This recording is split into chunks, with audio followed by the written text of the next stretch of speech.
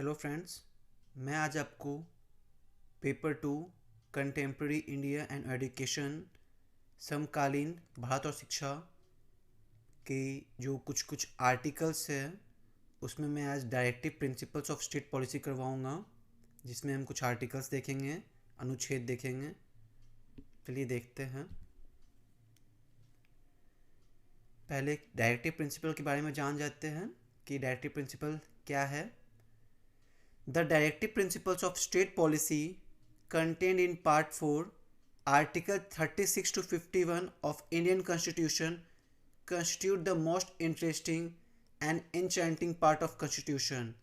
जो directive principle थे state policy के, उसमें पार्ट 4 में ये था, जो कि आर्टिकल 3651 में आते हैं डायरेक्टिव स्टेट पॉलिसी के।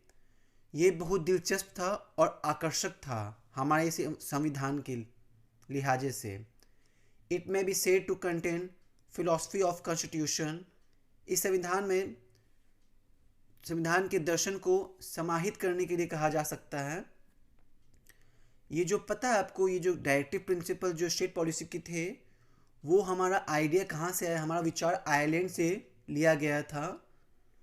और जो ये टर्म है डायरेक्टिव, वो बताते हैं कि directive principle are broad directive. वो काफ़ी ब्रॉड है, बहुत चौड़ा है। Given to state in accordance with which the legislative and executive power of state are to be exercise.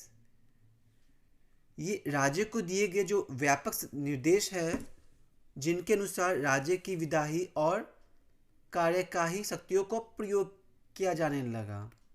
Nehru ने देखा कि जो गवर्नमेंट है वो इसे अनदेखा कर रहा है, तो वो खुद के जोखिम पर वो डायरेक्टिव प्रिंसिपल लाए थे।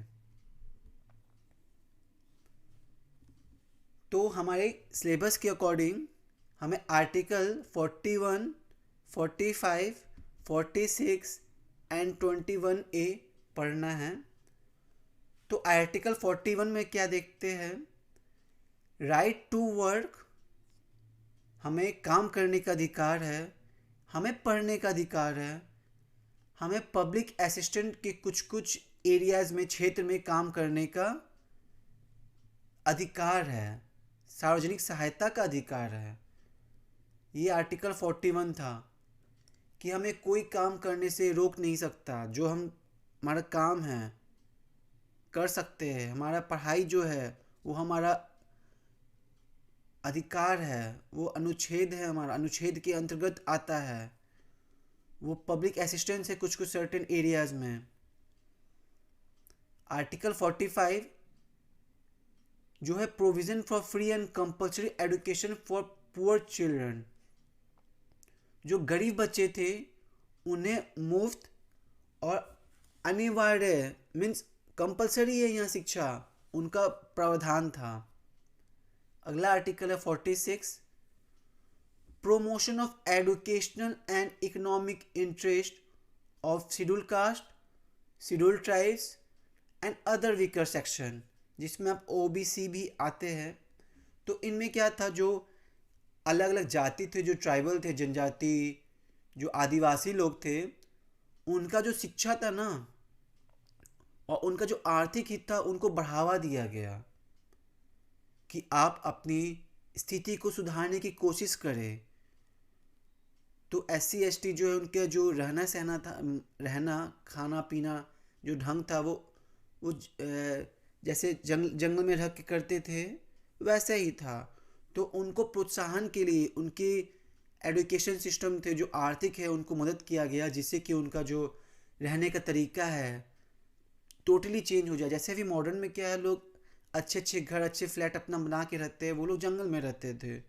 उन्हें नॉलेज, एजुकेशन जो है, शिक्षा विक्षा, उनको उतना कुछ पता नहीं था। उन जंगल से लेते थे, जंगल से खाने पीने का, जलाने का सब कुछ उससे लेते थे। वो वैसे ही रहते थे, बस ये काम करते थे। तो जैसे जैसे शिक्षा का सिस्टम, एजुकेशन जो प्रणाली है वो बढ़ा, तो वैसे वैसे उनको हम लोग चाहते हैं कि वो उनके जो लाइफस्टाइल है आदिवासी ये लोग का, उनका सुधरे। तो ये प्रोत्साहन के लिए आर्टिकल है। अगला आर्टिकल है अनुच्छेद 21A, जो कि राइट टू एडुकेशन, शिक्षा का जो अधिकार है उसके ऊपर बताता है। The state shall provide free and compulsory education, जो राज्य है उन्हें फ्री मुफ्त में और कंपल्सरी अनिवार्य शिक्षा देना है सभी बच्चों को जो कि 6 साल से 14 साल की उम्र के हैं, in such a manner as the state में बाय लॉ डिटरमाइन, जैसे कि राज्य कानून द्वारा निर्धारित कर सकता है। तो ये आपका राइट टू एजुकेशन सिस्टम है।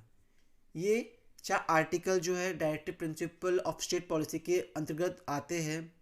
इसे आपके छोटे छोटे क्वेश्चंस आते हैं एमसीक्यू टाइप में, वैकल्पिक, जो कि 2 मार्क्स के आते हैं, और 5 मार्क्स के अंदर भी आते हैं ये, जो कि आप बोलेगा right the directive principle of state policy. 10 marks में अगर आएगा तो ये किसी के साथ कंबाइन, किसी के साथ जोड़ के आएगा कि what are the directive principle of state policy and right fundamental rights and duties, ऐसे करके भी आ सकते हैं और वैसे करके भी आ सकते हैं। Thank you.